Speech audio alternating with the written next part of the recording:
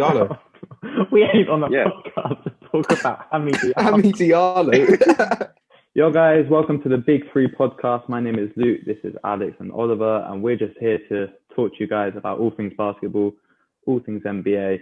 Not going to mess around. Let's get straight into it. There's a lot of teams that are looking overrated in the West at the moment. I mean, even the Mavericks, who are sitting at 5 and 4, Yeah. they've got the third most points allowed in the league. Yeah, I mean, KP comes back and they were now supposed next to be game. a defensive team.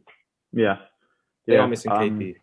KP's coming back They're for the missing next KP, game. but they picked up Richardson in that deal, and everyone was like, "Oh, they're going to get better defensively." Well, it's not. Yeah, it's not really looking like it.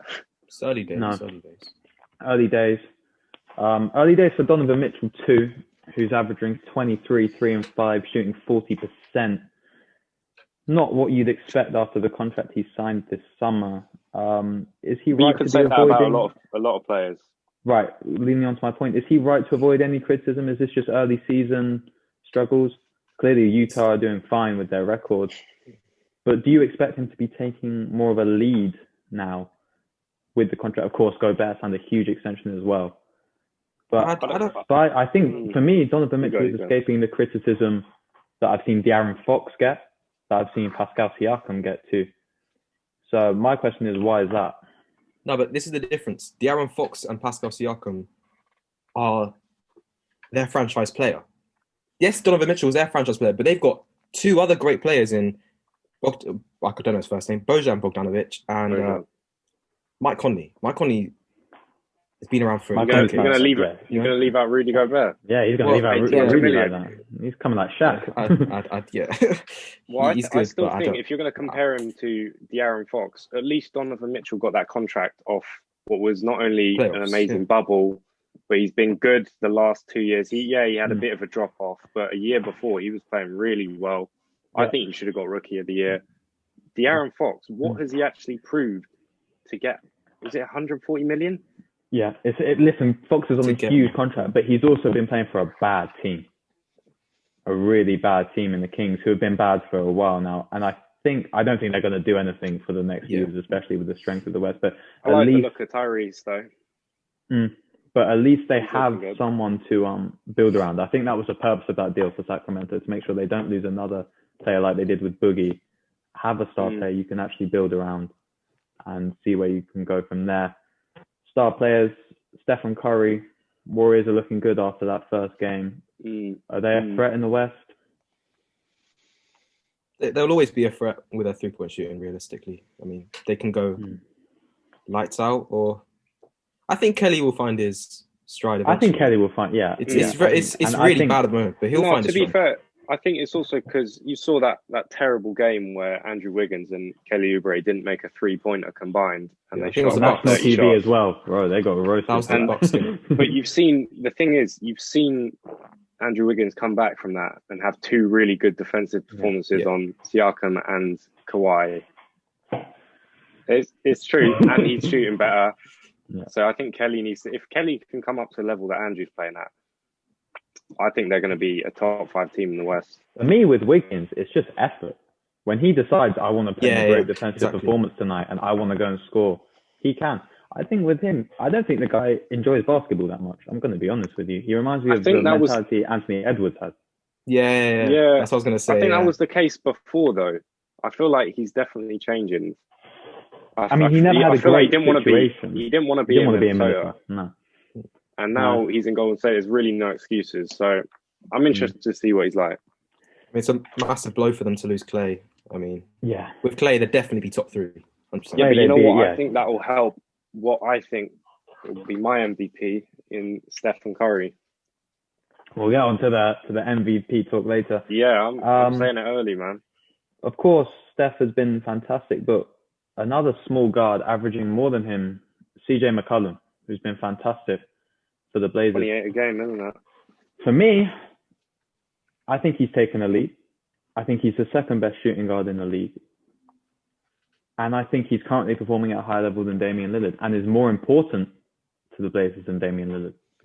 Well, you know what? The one thing about CJ is when the Blazers, I remember they crumbled a few years ago to the 6th seed in the New Orleans Pelicans. When got swept. And when Dame went missing, and pretty much the whole team went missing, CJ was there. Yeah. And I think he averaged about 26 in that series. And you know what? He's been their consistent force. You've got to respect that. Game 7, 2019 against Denver, it was just CJ making the shots, going back and forth with Jokic and Murray. And even in the bubble, the playing game, Dame was brilliant leading up to that, but the playing game against Memphis, Dame wasn't there. CJ was hitting the big shots. CJ and Melo hit the big shots in that playing series. But I think CJ is probably going to have the best year of his career. And if he doesn't make the All-Star this year, man, there's something wrong with that, because I think you could make a case he's the best shooting guard in the league right now with the way Harden's not been the same James Harden we know, but maybe because he doesn't want to be in Houston. But I think CJ's been unbelievable. Yeah, well, it was CJ who dropped 30 last night against the Toronto Raptors. 2 games in a row, losing by 1, 2 missed game winners for Pascal Siakam.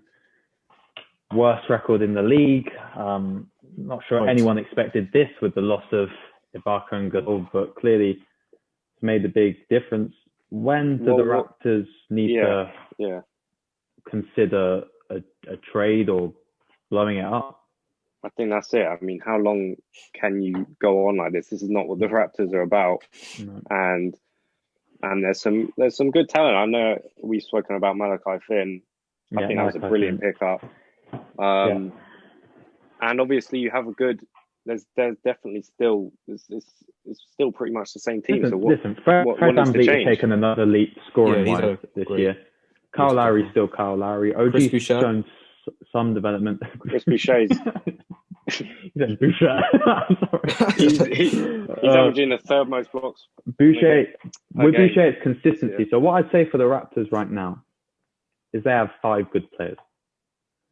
And if all 5 of those players don't play well, they lose the game. Masai and Bobby, as much as they've made great decisions in the past with the Kawhi trade, the Ibaka trade, so on and so forth, the losing both Ibaka and Gasol and then replacing them with Baines and Len, I think that's probably one of the worst decisions I've seen. No, I thought someone was joking when that's who they were replacing those 2 big men with. Going on to another team with a bit of a surprisingly mediocre record, Brooklyn. Now, I'm sure we've all seen the reports of Kyrie this week missing games for personal reasons, then an alleged video of him celebrating a birthday in Toronto, believe it or not, with family members. Without KD, that is him. I've seen it. It's got to be him. I don't know when it was, but that's him. Spencer Dinwiddie out for the season. Big part of their rotation. He was starting. And KD been brilliant, but we've seen him miss some clutch shots against the Hawks, against the Hornets. Had opportunities where you'd expect KD to make them. He didn't. When do we start to raise some concerns about Brooklyn? After what we thought they'd be? Are we saying, we're already doubting already what they're still capable of? Because I feel like they could even, let's say over the next sort of 15 games, they only win sort of 6 or 7. I still think that they don't go away. They won't. As long as Kyrie and KD are healthy by the end of the season and they get like another 20 games in together, I think they're still contenders for the title of the East. You've got 2 of the best ISO players in the league. I mean, and I don't think you have to worry. With all of the commotion that's gone on with KD and Kyrie, people forget the acquisitions they made. They picked up Jeff Green, who had an unbelievable year last year. People have just forgotten about Jeff Green. He's a put some respect on his name. Landry Shamet, he's not had the best start. Yeah, he's shooting 29%. I was going to say they're shooters, and Joe Harris isn't shooting what he usually does either. No, Joe Harris it hasn't been that bad this year. He's had a few 20-point games, but big contract. Again, it was a big contract. Massive contract. For me, with Brooklyn, it's just, of course, they're going to be fine, and they'll, their record won't really be an issue because come the playoffs, they're going to be dangerous anyway. It's just getting enough reps with KD and Kyrie together in those clutch situations where they're down 1 or 2 and they need a bucket. You can't replicate that in a scrimmage. You need to be playing games to do that.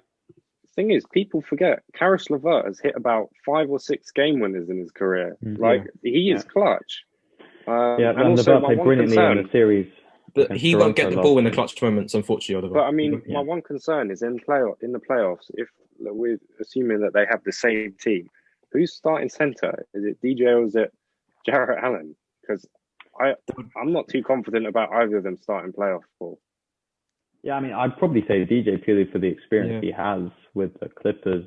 Not that it was great, they never made the Western Conference Finals. I like Jarrett Allen, pretty limited offensively. Defensively, he has highlight blocks. Perimeter can get. But he's not even the best defender. Yeah. People forget how good Gallinari's season was last year. Yeah, Gallinari. Yeah. I mean, he was shooting really well. He was doing a bit of everything, and he's coming off the bench now, supposedly. Yeah. Thing is with Atlanta is their defense. I think defensively they're not a good team. Trae Young, I mean, basically... No, they have no defense in the backcourt. No, backcourt defense. John Collins... Kevin Huerter can't... Again, inside he's okay, but it's just sort of... Listen, I expect them to score a lot of points, realistically, with the amount of players who can create their own shots. But then would you not say the same about... Would you not say the same about Washington? Yeah, but I don't think Washington's will be in that picture. I seriously don't think they're going to get their act together. For me, I think they're going to be around the 9-10. I just it's not really working. Well, that gets them into the play-ins. Yeah, in the play-ins, but I'm saying Hawks are going to get into playoffs. Isn't he? Yeah, he's up for the season. Who do they have back up? I think Denny Avdia will start playing better as well. No, I think he will. He already came in looking like experience, and I think he's playing well, but he wants him to be a spot up. What's their coach? Scotty Brooks. They want him to be a spot up. He's not a spot up, and I was watching. Who did they play? I think they played the Bulls. Well, he's playing. Take the ball off Russ and Beal. No, but I know, but he's not. Do they really want that? I know, but he's not a spot-up player, if you know what I mean. They want us to become a spot-up, but I don't think you've got to involve him in the offense. No, he's not. He's just got another power forward that can shoot the 3 lights out. Bertans. All right, well, that's the teams done. Let's get into some individual player discussions. After, 10 games for most teams now, is there a front runner for MVP?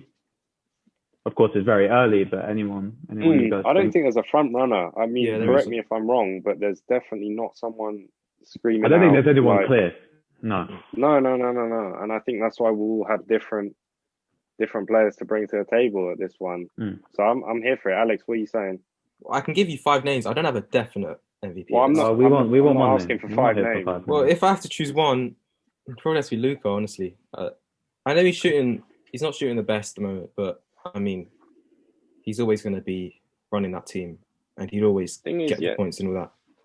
But I think, and they will win games. Also, no, it's true. I think people overhype that win against the Clippers when they were playing. When the Mavs Luka was playing like he normally does. The Mavs weren't shooting as that much better than they normally do. It was just an off night for the Clippers, really. It was Clippers had an awful night. Yeah, terrible for the Clippers. I think that. Yeah, I think Luka's been made to look slightly better with some of these results and highlights. Yeah.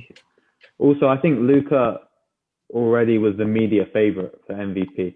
He was a name being discussed, and I think now that narrative is going to be pushed. Like as Jokic I want him was, to be NBA. As Harden was the year before. I think Luka will probably win it, but right now my pick is Nikola Jokic. As a player efficiency rating, there's no one better. He carries the offense of Denver. Everything is centered around him. He's taken a leap from even last year, averaging a triple-double now. I think he's the best center in the league comfortably. Embiid on his day, but Embiid just hasn't shown that consistency. Or in the playoffs, of course, he did last year, but he was the only offensive option for Philly last year. I think Jokic, if he can sustain this level, will be top 3 minimum. I think he's been fantastic. So you think he'll be in the MVP conversation by the end of the year? I think yes. If he continues playing like this, I think he has to be. I think, the third guy would probably be Steph. The third guy, and that's who I'm going to say, because I think Stephen Curry. People forgot about him when they were throwing Dame's name out last year. People were disrespecting Steph. Disrespecting him, and what does he do? He comes out and drops 62. On day. That was one of the best individual performances I've seen in a long time. And he's had a few of those unbelievable games. And I think you can't undermine Draymond's influence in some of that success. And I think he will continue to be just a brilliant leader. But I think Steph will flourish without Clay. And even though they play unbelievably together, I think the focus is on him. He's got some solid pieces around him that I think will grow. And I think they'll end up a nice, fun basketball team to watch. So I can see. I saw a picture. I can't remember. I think they were playing the Bulls, where as soon as Steph crossed half court, he had 4 guys. Yeah. From every angle straight away. The attention Clippers. It was the Clippers. Clippers. Yeah. The attention he gets and is still able to put up those numbers. Yeah. Man, people know what he's going to do, but they can't stop it. It. Just like Siakam's spin move. This is why I think he's the second best player in the league, honestly, behind LeBron. Now, I want to hear some of the hot takes of the week or the month. Hot takes of the week. Or just something that you're feeling at the moment. Who are you going with? Jaylen Brown or Jason Tatum as the number 1 option? That's just not a hot take. That's Jason Tatum. Really? I mean, Jaylen Brown's been the better player this year. Is that the hot take? Well, I'm just asking the question, honestly. No, it's Jason Tatum. Jason Tatum is clear. I don't think that's really a question. Jaylen Brown, they've been fantastic as a duo, and Jaylen Brown is really good. But Jaylen Brown sometimes has these mental lapses during games. I can go on these cold streaks that I just have never really seen Tatum do since year 2. I mean, I saw him light up Toronto. Oh my God! Every time he got the ball, it was just it's just so effortless with Tatum. He's hit game winners. Yeah. No, it was the Lakers game. Man. Oh no, Tatum. Jaylen Brown. As much as I love him and he can put up very efficient numbers, I don't think he's quite got the same talent or the same ability that Tatum does, because Tatum can score in so many ways that I feel like Brown isn't quite as dominant as when they're both playing their best. Yeah. What is a Brown question can't now? take over a game the same way. Yeah. What is the question now? Jaylen Brown or Pascal Siakam? That's a bad question right now as well, in my opinion. But why? I think because are you looking at the narrative surrounding Pascal? Brown. Well, this thing, because I feel like the narrative around Pascal right now is really negative. We're getting last 4 games. He has been really good. Triple-double last night, efficient 25 and 11 against the Warriors. He didn't play that much against the Kings because Raptors were so far in front, and he nearly was 1 rebound off a triple-double. And against the Suns, he had 32. I think Pascal Siakam is now in danger of becoming severely underrated because of these clutch moments where he's not hitting shots. He's hit the shots before, and he will hit them again. I think he's going through a bad spell, but I think Pascal Siakam is still, firstly, an all-star, secondly, an all-NBA player. And I think come this year's playoffs... He's not an all-NBA player. I don't think he's an all-NBA player. I think he is. Our time's almost up. Just to finish, predictions for the next week. Any players who we think will have a couple of good games, teams who might turn it around, teams who might even get worse. I think Jimmy Butler's got something to prove. Raptors. The Raptors are good as well, but I think Jimmy Butler, people did really get on his back for that 2-point game. And I think he's going to come back. People forgetting he's averaging 2.2 steals a game still, so he's one of the top in that class of defensive guards at the moment. So I think he'll come back, and I can see the Heat winning at least 2 games. Yeah. On your point about the Raptors, they have a back-to-back against this week. I think these are 2 must-win games for Toronto, to be honest.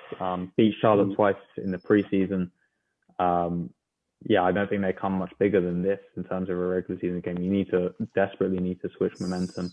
No, this time, they need to do that quick. I think we're edging closer to a James Harden trade. I'm not saying for a team in particular, but I think the you reports weren't coming talking about Raptors, right? No, I'm not talking about Raptors. I'm talking about anyone. Yeah. I think the reports coming out Houston saying they're happy with how it is them almost trying to bait teams into offer now. Houston don't look great, 3-5. You look at various teams in the East who are that type of player away from really competing. I mean, if I'm the Celtics, I'm putting anyone on the table except for Jason Tatum for James Harden. But you put James Harden in any team and he'll make them a playoff team, realistically. So you pair him up with 100%. Someone like Jason Especially Tatum. if he goes to an already playoff team, then I mean that would be amazing to see that. I think the Celtics like could Jason offer Tatum and Harden. I think the Celtics could offer the best package centered around Brown. Yeah, Brown. You could have Smart in there. Maybe you can't trade Pritchard yet, can you? You could have Edwards. Maybe even a big man too. I think that's the best package Houston can get, and I think they're just trying to draw that out now. As the trade. Someone like Robert Williams, I don't know. Even Robert Williams. I think that's good. Yeah, I think they want to sell him because, I mean, DeMarcus isn't. I need the toilet right now. You need the toilet. We'll wrap it up there. Let's wrap this one out. Yeah. Thank you both for getting involved in first podcast. Maguire goal disallowed. Just want to say thank you for watching. Let us know in the comments if you any opinions you disagree with. Make sure to like and subscribe, share with your friends if they care, and we'll see you for another episode very soon.